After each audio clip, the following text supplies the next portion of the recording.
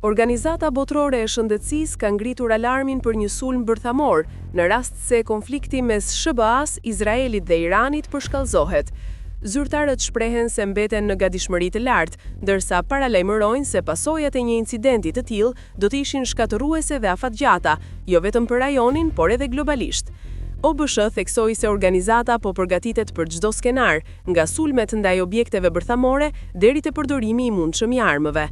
Paralelisht, OBSH ka nisur trajnime dhe udhëzime për stafin mbi reagimin ndaj një emergjence bërthamore dhe rreziqet e ekspozimit ndaj rrezatimit. Frika për një përshkallëzim të mëtejshëm mbetet e lartë, ndërsa çdo zhvillim në këtë konflikt shihet si potencialisht kritik për sigurinë globale. Organizata Botërore e Shëndetësisë punon për të koordinuar përgjigjet ndaj emergjencave shëndetësore, duke monitoruar rreziqet mbi shëndetin publik global, si pjesë e Organizatës të Kombeve të Bashkuara. Ndërkohë, në terren, tensionet janë rritur pas sulmeve të vazhdueshme të SBA-s dhe Izraelit ndaj objekteve bërthamore të Iranit, me argumentin se synohet ndalimi i zhvillimit të armëve bërthamore.